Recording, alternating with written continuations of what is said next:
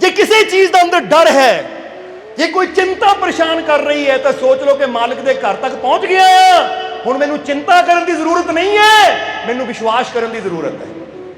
क्योंकि जिस तरह दसिया ना कि चिंता हवा को तूफान बना देती है। हुंदी छोटी जी हवा आ, पर डरन वाला इंसान, चिंता करने वाला इंसान छोटी जी हवा भी सोचता लै भी बड़ा तूफान आ गया, सब कुछ उड़ जाना है, इन्हें सब कुछ तबाह कर देना है, इन्हें सब कुछ बर्बाद कर देना है। वो माड़ी माड़ी छोटी छोटी गल तो इदा डर जाता है कि जिदा हुण तां मेरी दुनिया खत्म हो गई। तो जिहड़ा शरधावान हुंदा है, जिहदे अंदर विश्वास हुंदा है, वो तो बड़े बड़े तूफानां नूं देख के, बड़ियां बड़ियां मुश्किलां नूं देख के, बड़े बड़े पहाड़ां नूं देख के भी घबरांदा नहीं है, क्योंकि उन्हें पता है कि मैनू अपने मालिक ते इन्नी श्रद्धा है, इन्ना यकीन है कि जो बड़ी मुश्किल है तो मुश्किल भी मेरे वास्ते आसान हो जाएगी, क्योंकि मेरा मालिक मेरे। जरा सोचना सारे, इसलिए चिंता और श्रद्धा, चिंता बहुत थले गिरा देती है इंसान नूं, तो श्रद्धा यकीन विश्वास इन्ना उच्चा लै जाता है कि जिथे मुश्किलां भी उहदे सामने छोटियां हो जांदियां है। कई बार तुसीं देखदे हो ना कि इन्हां पहाड़ां नूं थल्ले खड़े होकर देखो तो बड़े उच्चे लगते हैं, पर जदों इंसान हवाई जहाज च बह जाए ना, हैलीकॉप्टर च बह जाए, ऊपर चला जाए, तो उतों पहाड़ बड़े छोटे छोटे लगते हैं।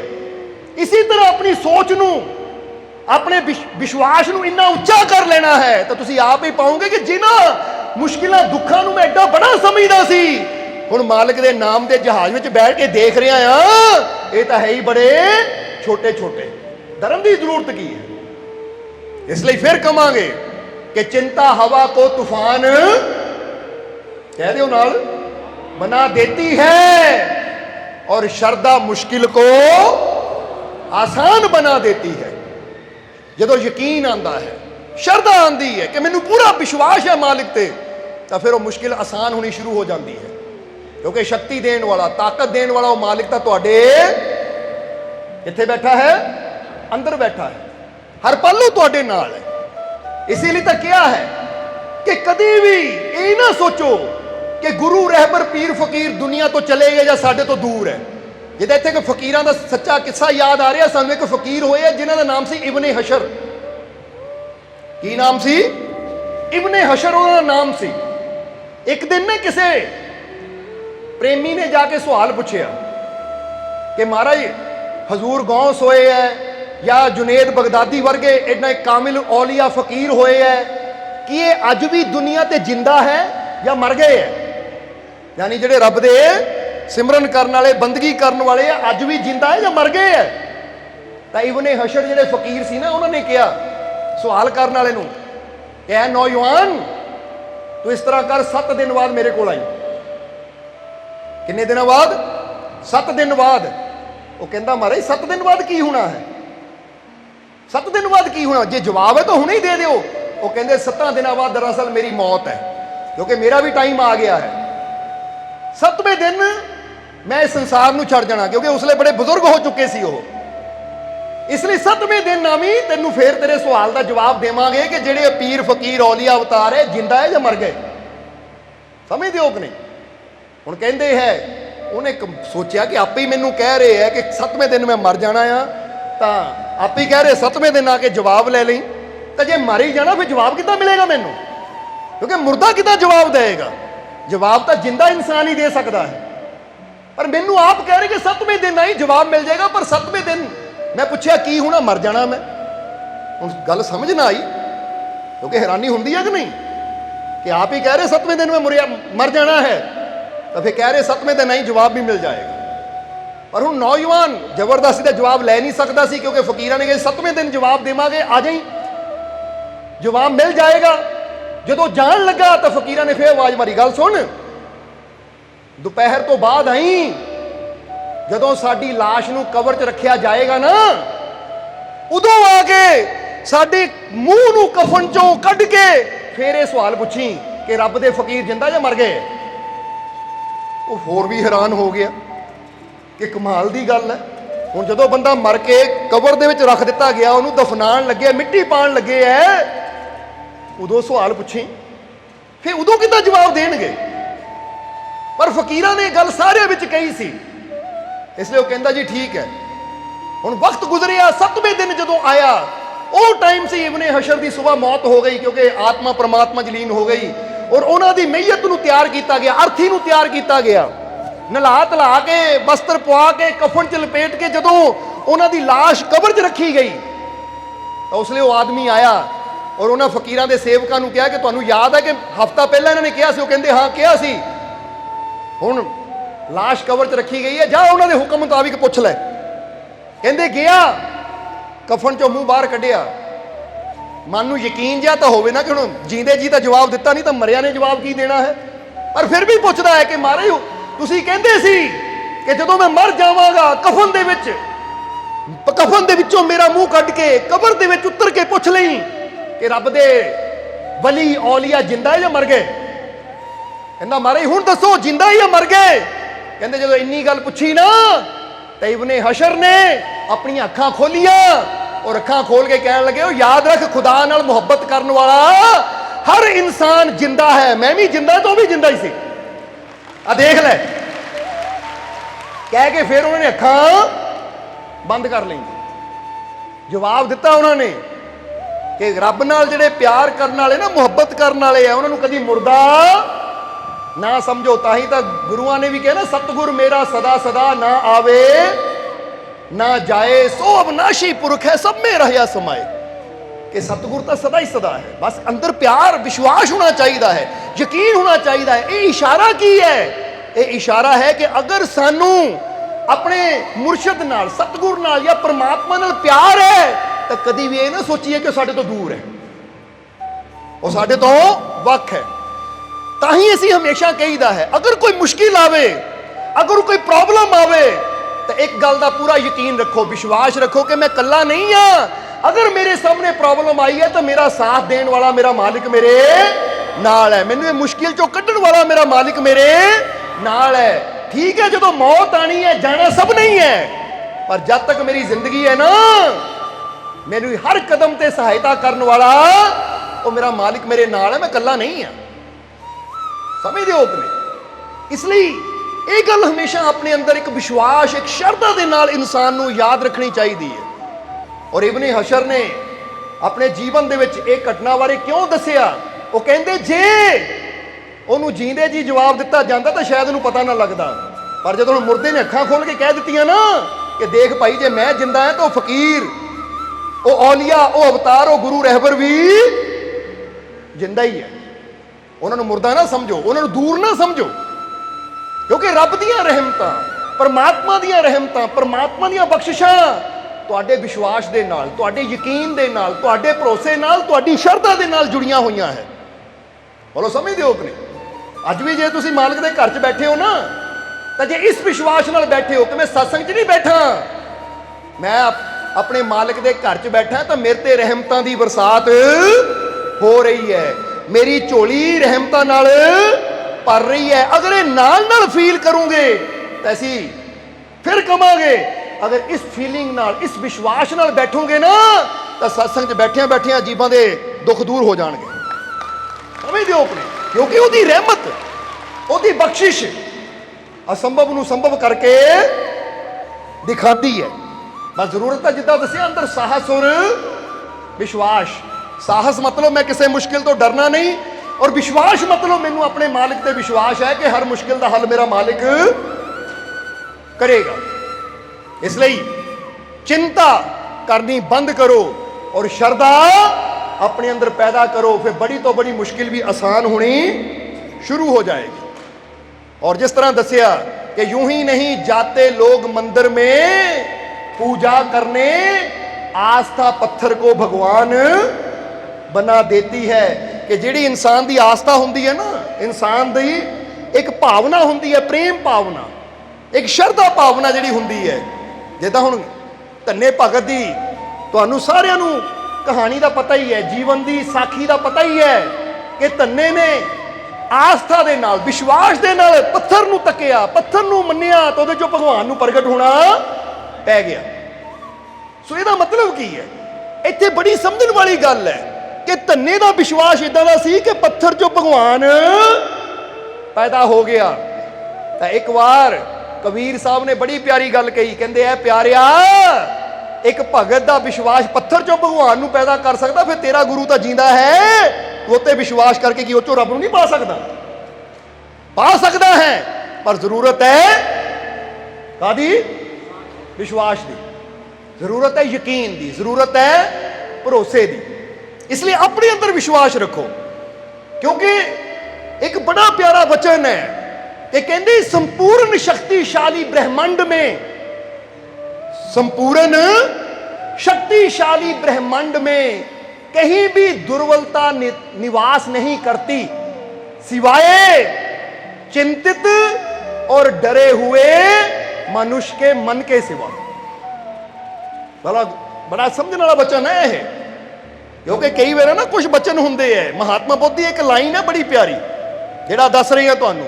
वो कहते संपूर्ण शक्तिशाली ब्रह्मांड के अंदर किते भी कोई दुर्बलता, कोई कमजोरी निवास नहीं करती सिवाय चिंतित और डरे हुए मनुष्य के अंदर।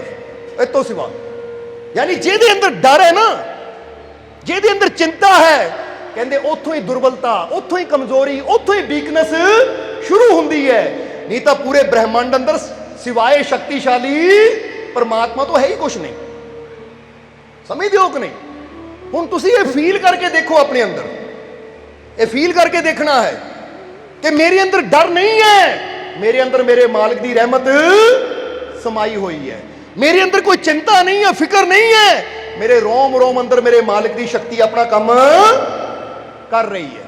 ये फील करो, क्योंकि असीं फिर कहांगे समझाउण नूं तां बहुत कुछ है, पर टाइम की कमी है अज, इसलिए थोड़े वचनां च ही असीं चाहते हैं कि तुसीं फील करके जाओ, महसूस करके जाओ कि वो मालिक की रहमत मेरे रोम रोम अंदर समाई हुई है। समझ दियो कि नहीं? जे संपूर्ण ब्रह्मांड विच महात्मा बुद्ध जिन्हां ने इबादत के जरिए, भगती के जरिए, मैडिटेशन के जरिए उस मंजिल को हासिल किया, और फिर एक गल कहती कि मैं अंदर बह के जो देखता हाँ तो संपूर्ण ब्रह्मांड विच मैनू सिवाय शक्तिशाली एनर्जी तो, वो ताकत तो, परमात्मा तो कोई नजर ही नहीं आता। पर जब मैं इंसान वाल देखता हाँ तो यह दुर्बलता, यह कमजोरी मैनू उस इंसान के अंदर नजर आती है जिथे डर और शंका होवे। तो जे इंसान अपने अंदरों डर और शंका नू खत्म कर देवे तो फिर इंसान के अंदर भी शक्ति अपना काम करना कह दियो शुरू कर दिंदी है। बोलो समझ दियो कि नहीं? हुण तुसी डर और चिंता दे नाल अपने नुकसान कर दे हो। बोलो समझ दियो कि नहीं? डर और चिंता, क्योंकि डर भी कई प्रकार का होंदा तो चिंता भी कई प्रकार की होंदी है। पर जिदा जिदा इंसान डरदा है और चिंता करता है, हुण डर का मतलब असीं कई बार दस्सिया कि कई जगह डरना चाहिए भी है। वो डर काहदा हुंदा है कि उचाई तो छाल मारी तो लत्त बांह टुट जाएगी, अग च हथ पाया तो हथ सड़ जाएगा, ये बिजली है, इत्थे करंट है, अगर इनू टच किया तो, क्योंकि वो समझदार इंसान इदां दी जगह तो बचदा। पर एक हुंदा डर, खावा खां दा डर। वो डर काहदा हुंदा? भूतां दा डर, प्रेतां दा डर, जादू का डर, टोने का डर, बिल्ली का डर, अख का डर, खब्बी हथ सज्जी हथ, पैंचकां का डर, कई किस्म के ग्रहां का डर। यानी ये फालतू दे शंका, ये फालतू दे डर जिहड़ा इंसान लैके बैठा रहिंदा है ना कि वो मेरा काम नहीं होण देगा, उन्हें मैनू कुछ कर देना है, उसकी बुरी नज़र ने मेरे ते असर कर देना है, या ਉਹਦੇ ਚੱਕਰ 'ਚ कई बार बंदा कहता ना उन्हें चक्कर कोई चला देना, भाई मेरा काम नहीं बनना कोई। और इदां दे डर जो इंसान अपने अंदर पैदा कर लैंदा तो यही इंसान नू कमजोर बना देंदे हैं। बोलो समझ दियो अपने? और कई बार ऐसी एक गल कही दी है कि सर्वशक्तिशाली परमात्मा तुहाडे अंदर बैठा है। थोड़ी जी मेहनत करिया करो ताकि वो शक्ति नू तुसी पहचान सको, वो शक्ति नू तुसी जगा सको। अज इंसान अपने अंदर वो विश्वास का दीवा जगाने की बजाय, अपने अंदर वो विश्वास प्रेम की जोत जगाने की बजाय, अज इंसान घरां च जोत जगाने की कोशिश करता है, घरां च चिराग जगाने की कोशिश करता है। और फिर हुंदा की है? जरा सोच के देखना, क्योंकि बहुत जीव असीं देखे जिहड़े बेनती करते मालको साडे घर च चिराग है, साडे घर च जोत है, पर फिर भी उन्होंने हालात ठीक नहीं है। उन्होंने सिर भारा है, उन्होंने खेल आती है, या उन्होंने अंदरों इदां हुंदी है कि उन्होंने अपने आप से कंट्रोल नहीं रहिंदा। कंट्रोल का मतलब कभी इदां हुंदे, कभी उदां हुंदे, कभी जमीन ते लम्मे पै जाते हैं, कभी अंगड़ाइयां लैंदे हैं, बहुत कुछ इंसान करता है। फिर पुछीदा क्यों जी? साडे घर जगह है, ਉਹ ਜੇ ਜਗ੍ਹਾ ਹੋਣ ਦੇ ਬਾਵਜੂਦ ਇਦਾਂ ਤੁਹਾਡੇ ਨਾਲ ਹੋ ਰਹੀ ਹੈ, ਇਹਦਾ ਮਤਲਬ ਤੁਹਾਨੂੰ ਜਗ੍ਹਾ ਦੀ, ਕਿਸੇ ਜੋਤ ਦੀ ਜ਼ਰੂਰਤ ਨਹੀਂ ਹੈ।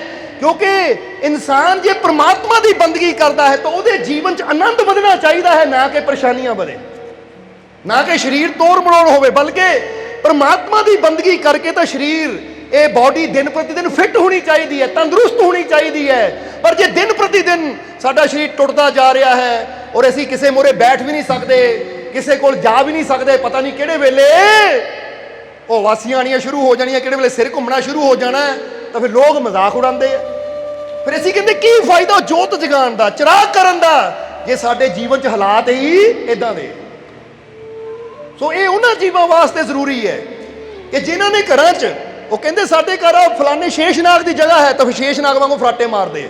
ਇਹ ਕਹਿੰਦੇ ਫਿਰ ਤਾਂ ਲੋੜ ਹੀ ਨਹੀਂ ਭਾਈ, ਜੇ ਕੋਈ ਸਾਡੇ ਜੀਵਨ 'ਚ ਇੰਨਾ ਦੁੱਖ ਭਰ ਦੇਵੇ ਤਾਂ ਫਿਰ ਉਹਦੀ ਪੂਜਾ ਕਰਨ ਦੀ ਸਾਨੂੰ ਕੋਈ ਜ਼ਰੂਰਤ ਨਹੀਂ ਹੈ। ਸਾਨੂੰ ਉਸ ਰਸਤੇ ਚੱਲਣ ਦੀ ਜ਼ਰੂਰਤ ਹੈ ਜਿਸ ਰਸਤੇ ਚੱਲ ਕੇ ਸਾਡਾ ਜੀਵਨ ਆਨੰਦ ਨਾਲ, ਖੁਸ਼ੀਆਂ ਨਾਲ ਭਰ ਜਾਵੇ। ਕਿਉਂਕਿ ਜਦੋਂ ਇਹ ਗੱਲ ਯਾਦ ਰੱਖਣਾ, ਜਿੱਦਾਂ ਜਿੱਦਾਂ ਤੁਸੀਂ ਆਪਣੇ ਅੰਦਰ ਧਿਆਨ ਦੇ ਜ਼ਰੀਏ, ਸਿਮਰਨ ਦੇ ਜ਼ਰੀਏ ਉਸ ਸ਼ਕਤੀ ਦੇ ਨੇੜੇ ਜਾਂਦੇ ਹੋ ਨਾ, ਤਾਂ ਤੁਸੀਂ ਇੰਨਾ ਮਜ਼ਬੂਤ ਹੋ ਜਾਂਦੇ ਹੋ, ਕੋਈ ਚੀਜ਼ ਤੁਹਾਨੂੰ ਹਿਲਾ ਨਹੀਂ ਸਕਦੀ, ਕੋਈ ਚੀਜ਼ ਤੁਹਾਨੂੰ ਪਰੇਸ਼ਾਨ ਨਹੀਂ ਕਰ ਸਕਦੀ, ਬਲਕਿ ਤੁਹਾਡੀ ਸ਼ਕਤੀ, ਤੁਹਾਡੀ એનર્ਜੀ, ਤੁਹਾਡੀ ਊਰਜਾ, ਤੁਹਾਡੀ ਤੰਦਰੁਸਤੀ, ਤੁਹਾਡੀ ਖੁਸ਼ੀ ਦਿਨ ਪ੍ਰਤੀ ਦਿਨ ਵੱਧਦੀ ਚਲੀ ਜਾਂਦੀ ਹੈ। ਸਮਝ ਆ ਰਹੀ ਕਿ ਨਹੀਂ ਸਾਡੀ ਗੱਲ? ਇਸ ਲਈ ਇਹ ਗੱਲ ਹਮੇਸ਼ਾ ਆਪਣੇ ਦਿਲੋਂ ਦਿਮਾਗ 'ਚ ਯਾਦ ਰੱਖਣੀ ਕਿ ਸਾਨੂੰ ਜੇ ਪ੍ਰਮਾਤਮਾ ਨੇ ਜ਼ਿੰਦਗੀ ਦਿੱਤੀ ਹੈ, ਜੀਵਨ ਦਿੱਤਾ ਹੈ, ਤਾਂ ਜਿਸ ਤਰ੍ਹਾਂ ਇੱਕ ਗੱਲ ਅਸੀਂ ਹਮੇਸ਼ਾ ਕਹੀਦੀ ਹੈ ਕਿ ਅੱਜ ਇਨਸਾਨ ਬਾਹਰ ਤਾਂ ਜੋਤ ਜਗਾਉਂਦਾ ਹੈ, ਪਰ ਕੀ ਫਾਇਦਾ ਜੇ ਅੰਦਰ ਉਹ ਸ਼ਰਧਾ ਔਰ ਪ੍ਰੇਮ ਦੀ ਜੋਤ ਨਾ ਜਗੀ, ਅੰਦਰ ਵਿਸ਼ਵਾਸ ਦੀ ਜੋਤ ਨਾ ਜਗੀ, ਜੇ ਅੰਦਰ ਉਹ ਆਨੰਦ ਸ਼ਾਂਤੀ ਦੀ ਜੋਤ ਨਾ ਜਗੀ, ਤਾਂ ਫਿਰ ਬੰਦਾ ਕਹਿੰਦਾ ਬਾਹਰ ਮੈਂ ਕਰ ਰਿਹਾ ਪਰ ਫਿਰ ਦੁਖੀ। ਹੁਣ ਜਰਾ ਗੌਰ ਕਰ ਵੀ ਰਿਹਾ ਫਿਰ ਵੀ ਦੁਖੀ, ਤਾਂ ਫਿਰ ਕਰਨ ਦਾ ਫਾਇਦਾ ਕੀ ਹੈ? ਫਿਰ ਹੁਣ ਉਸ ਰਸਤੇ ਨੂੰ ਪਕੜੋ, ਉਸ ਰਸਤੇ ਚਲੋ ਕਿ ਮੇਰੀ ਦੁਨੀਆ 'ਚ ਵੀ ਇੱਜ਼ਤ ਬਣੇ, ਸਮਾਜ 'ਚ ਵੀ ਇੱਜ਼ਤ ਬਣੇ। ਕਿਉਂਕਿ ਗੱਲ ਯਾਦ ਰੱਖਣਾ, ਹੁਣ ਤੁਸੀਂ ਆਪ ਸੋਚ ਕੇ ਦੇਖੋ ਕਿ 10 ਬੰਦਿਆਂ 'ਚ ਬਹਿ ਕੇ ਕੋਈ ਐਦਾਂ ਕਰਨਾ ਸ਼ੁਰੂ ਕਰ ਦੇ, ਉਹਦੀ ਇੱਜ਼ਤ ਬਣੇਗੀ ਜੇ ਇੱਜ਼ਤ ਜਾਂਦੀ ਹੈ ਉਹਦੀ? ਲੋਕ ਮਜ਼ਾਕ ਉਡਾਉਂਦੇ, ਦੇਖੋ ਇਹਨੂੰ ਕੀ ਹੋ ਗਿਆ। ਕਿਉਂਕਿ ਅੱਜ ਵੀ ਬਹੁਤ ਜੀਵ ਇਦਾਂ ਦੇ ਜਿਨ੍ਹਾਂ ਦੀ ਬੇਨਤੀ ਸਾਡੇ ਕੋਲ ਆਈ ਹੈ, ਤਾਂ ਸਾਨੂੰ ਇਹ ਗੱਲ ਕਹਿਣੀ ਪੈ ਰਹੀ ਹੈ ਕਿ ਆਪਣੇ ਮਾਲਿਕ ਨਾਲ ਵਿਸ਼ਵਾਸ ਕਰਨਾ, ਵਿਸ਼ਵਾਸ ਨਾਲ ਜੁੜੋ, ਆਪਣੇ ਮਾਲਿਕ ਤੇ ਭਰੋਸਾ ਰੱਖੋ। ਉਹ ਮਾਲਿਕ ਦੀ ਰਹਿਮਤ ਤੁਹਾਨੂੰ ਇੰਨਾ ਮਜ਼ਬੂਤ ਬਣਾ ਦੇਗੀ ਕਿ ਦੁਨੀਆ ਵੀ ਤੁਹਾਡੇ ਵੱਲ ਦੇਖ ਕੇ ਆਨੰਦ ਨਾਲ ਜੀਣਾ ਸਿੱਖ ਜਾਏਗੀ ਕਿ ਇਹਨੂੰ ਕਹਿੰਦੇ ਜ਼ਿੰਦਗੀ ਜੀਣ ਦੀ ਕਲਾ। ਤੁਹਾਡੀ ਹਿੰਮਤ ਦੇਖ ਕੇ ਉਹਨਾਂ ਅੰਦਰ ਵੀ ਹਿੰਮਤ ਪੈਦਾ ਹੋ ਜਾਏਗੀ, ਕਿਉਂਕਿ ਜ਼ਿੰਦਗੀ ਜੀਓ ਤਾਂ ਇਦਾਂ ਦੀ।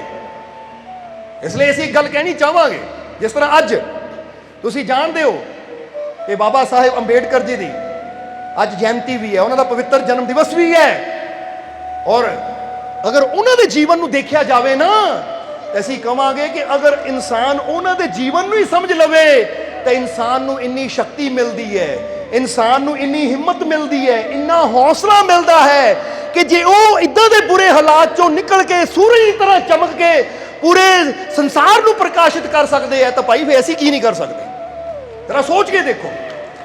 ਕਿਉਂਕਿ ਜਦੋਂ ਕਿਸੇ ਸੰਤ ਮਹਾਪੁਰਸ਼ ਦੀ ਜਾਂ ਕਿਸੇ ਐਸੀ ਸ਼ਖਸੀਅਤ ਦੀ ਜ਼ਿੰਦਗੀ ਨੂੰ ਅਸੀਂ ਪੜ੍ਹਦੇ ਹਾਂ ਕਿ ਜੋ ਨੀਵੀਂ ਜਗ੍ਹਾ ਤੋਂ, ਫਰਸ਼ ਤੋਂ ਉੱਠ ਕੇ ਅਰਸ਼ ਤੱਕ ਪਹੁੰਚਿਆ ਹੋਵੇ, ਔਰ ਕਿਹਨਾਂ ਮੁਸੀਬਤਾਂ ਦਾ ਸਾਹਮਣਾ ਕੀਤਾ ਉਹਨਾਂ ਨੇ। ਅੱਜ ਵੈਸੇ ਉਹਨਾਂ ਦੇ ਜੀਵਨ ਤੇ ਚਰਚਾ ਕਰਨ ਤਾਂ ਬਹੁਤ ਕੁਝ ਹੈ, ਪਰ ਜਿੱਦਾਂ ਦੱਸਿਆ ਕਿ ਸਮੇਂ ਦੀ ਕਮੀ ਕਰਕੇ ਇਹ ਛੋਟੀ ਜਿਹੀ ਗੱਲ ਹੀ ਕਹਿਣਾ ਚਾਹਾਂਗੇ ਕਿ ਉਹਨਾਂ ਨੇ ਜੀਵਨ 'ਚ ਉਹ ਸੰਘਰਸ਼ ਕੀਤਾ, ਉਹਨਾਂ ਨੇ ਜੀਵਨ 'ਚ ਇੰਨੀਆਂ ਮੁਸ਼ਕਿਲਾਂ ਦਾ ਸਾਹਮਣਾ ਕੀਤਾ ਕਿ ਉਹਨਾਂ ਮੁਸ਼ਕਿਲਾਂ ਬਾਰੇ ਆਮ ਇਨਸਾਨ ਤਾਂ ਸੋਚ ਵੀ ਨਹੀਂ ਸਕਦਾ। ਬੋਲੋ ਸਮਝਦੇ ਹੋ ਕਿ ਨਹੀਂ? ਅੱਜ ਇਨਸਾਨ ਨੂੰ ਕੋਈ ਮਾੜਾ ਜਿਹਾ ਝਟਕਾ ਮਾਰ ਦੇਵੇ ਨਾ, ਕੋਈ ਦਬਕਾ ਮਾਰ ਦੇਵੇ, ਤਾਂ ਇਨਸਾਨ ਦਿਲ ਛੱਡ ਕੇ ਬੈਠ ਜਾਂਦਾ ਹੈ। ਪਰ ਕਹਿੰਦੇ ਜਦੋਂ ਬਾਬਾ ਸਾਹਿਬ ਪਹਿਲੇ ਦਿਨ ਸਕੂਲ ਗਏ ਤਾਂ ਉਹਨਾਂ ਦੇ ਮਾਤਾ ਪਿਤਾ ਦਾ ਬੜਾ ਯੋਗਦਾਨ ਸੀ, ਕਿਉਂਕਿ ਪਿਤਾ ਨੇ ਹਮੇਸ਼ਾ ਉਹਨਾਂ ਅੰਦਰ ਪੋਜ਼ਿਟਿਵਿਟੀ ਭਰੀ, ਯਾਨੀ ਅੱਛੇ ਵਿਚਾਰ ਭਰੇ। ਔਰ ਜਦੋਂ ਪਹਿਲੇ ਦਿਨ ਸਕੂਲ ਗਏ ਤਾਂ ਤੁਹਾਨੂੰ ਪਤਾ ਹੀ ਹੈ ਕਿ ਉਹ ਸਮਾਂ ਉਹ ਸੀ ਜਦੋਂ ਜਾਤ ਪਾਤ ਦਾ ਇੰਨਾ ਭੇਦਭਾਵ ਸੀ ਕਿ ਨੀਵੀਂ ਜਾਤੀ ਵਾਲੇ ਨਾਲ ਪਰਛਾਵਾਂ ਵੀ ਲੈਣਾ ਪਸੰਦ ਨਹੀਂ ਕਰਦੇ ਸੀ। ਤਾਂ ਜਦੋਂ ਇਹ ਸਕੂਲ ਗਏ ਤਾਂ ਕਹਿੰਦੇ ਇਹਨਾਂ ਨੂੰ ਕਲਾਸ ਵਿੱਚ ਬੈਠਣ ਨਹੀਂ ਦਿੱਤਾ ਗਿਆ, ਕਹਿੰਦੇ ਪਿੱਛੇ ਜਾ ਕੇ ਬਾਹਰ ਬੈਠ, ਔਰ ਬਾਹਰ ਵੀ ਇੱਕ ਫਟੀ ਹੋਈ ਬੋਰੀ ਦਿੱਤੀ, ਇਸ ਤੇ ਬਹਿ ਜਾ। ਔਰ ਉਹ ਵੀ ਨਾਲ ਕਹਿ ਦਿੱਤਾ ਟੀਚਰ ਨੇ ਕਿ ਜਿਸ ਵੇਲੇ ਕਲਾਸ ਖਤਮ ਹੋਏਗੀ ਇਹਨੂੰ ਚੱਕ ਕੇ ਨਾਲ ਹੀ ਲੈ ਜਾਈਂ, ਇਹੀ ਨਾਲ ਲੈ ਕੇ ਆਣੀ, ਕਿਸੇ ਹੋਰ ਨੇ ਹੱਥ ਨਹੀਂ ਲਾਣਾ ਇਹਨੂੰ, ਕਿਉਂਕਿ ਤੂੰ ਅਛੂਤ ਹੈ।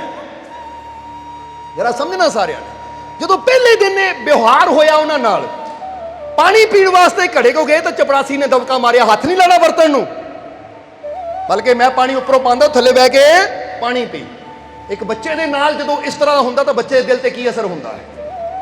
ਜਦੋਂ ਇਦਾਂ ਦੀ ਤਕਲੀਫ ਹੋਈ ਪਹਿਲੇ ਦਿਨ, ਤਾਂ ਬਾਪ ਨੂੰ ਜਾ ਕੇ ਦੱਸਿਆ ਕਿ ਪਿਤਾ ਜੀ ਮੈਂ ਸਕੂਲ ਨਹੀਂ ਜਾਣਾ, ਪਿਤਾ ਜੀ ਮੈਂ ਸਕੂਲ ਨਹੀਂ ਜਾਣਾ, ਸਕੂਲ ਤਾਂ ਇਸ ਤਰ੍ਹਾਂ ਹੋਇਆ ਹੈ। ਉਹ ਸਾਰੀ ਗੱਲ ਦੱਸੀ ਕਿ ਮੈਨੂੰ ਬਾਹਰ ਬਿਠਾਇਆ, ਪਿੱਛੇ ਬਿਠਾਇਆ, ਔਰ ਪਾਣੀ ਤੱਕ ਨੂੰ ਮੈਨੂੰ ਹੱਥ ਨਹੀਂ ਲਾਣ ਦਿੰਦੇ, ਸਾਰੇ ਮੇਰਾ ਮਜ਼ਾਕ ਉਡਾਉਂਦੇ ਹੈ। ਇਸ ਲਈ ਪਿਤਾ ਜੀ ਮੈਂ ਸਕੂਲ ਨਹੀਂ ਜਾਣਾ ਕਿਉਂਕਿ ਸਾਰੇ ਮੈਨੂੰ ਅਛੂਤ ਕਹਿੰਦੇ। ਉਸ ਲਈ ਬਾਪ ਨੇ ਇੱਕ ਗੱਲ ਕਹਿੰਦੇ ਬੇਟਾ ਸਕੂਲ ਜਾਣਾ ਹੈ ਕਿਉਂਕਿ ਇਹੀ ਸੋਚ ਤਾਂ ਦੁਨੀਆ ਦੀ ਬਦਲਣੀ ਹੈ। ਉਸ ਲਈ ਬਾਪ ने एक गल कही कि अंधेरे को कोसने की बजाय शम्मा को रोशन करना सीखो। समझते हो कि नहीं? क्योंकि कई बार इंसान अंधेरिया तो कोसदा है, अंधेरा क्यों, अंधेरा बहुत घना है, ये अंधेरा की है, अंधेरे नू कोसदा है, अंधेरे नू बुरा कहता है।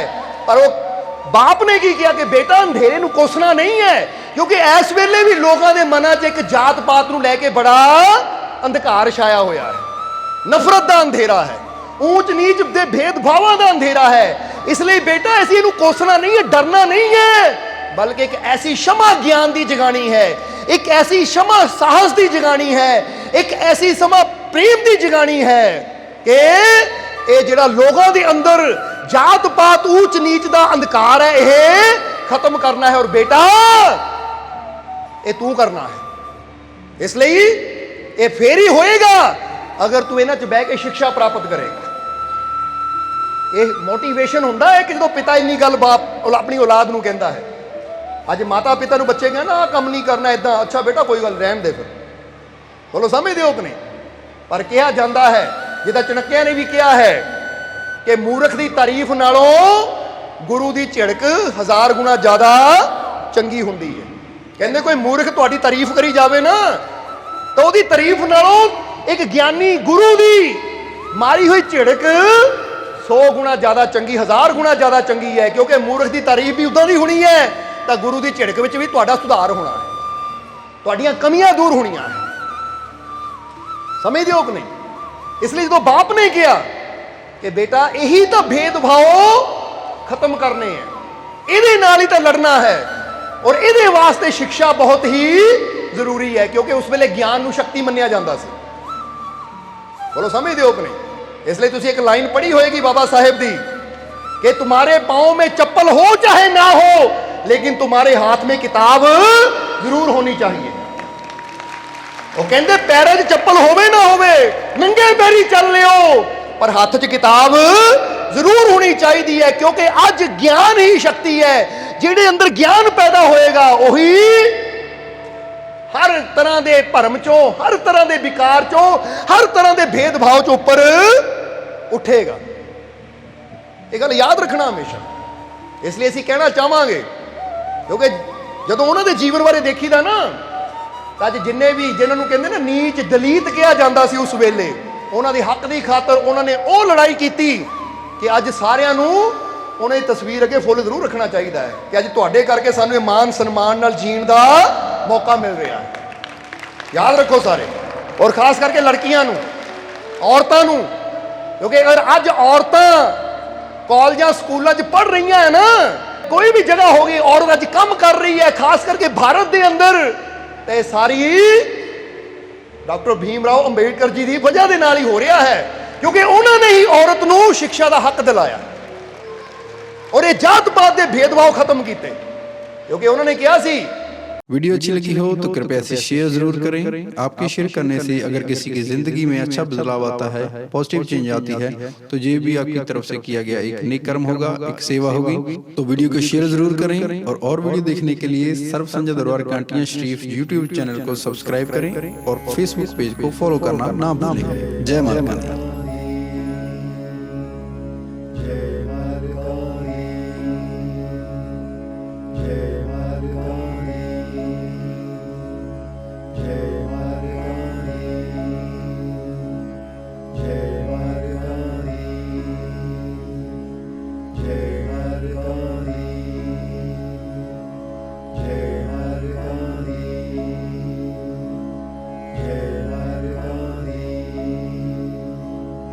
जय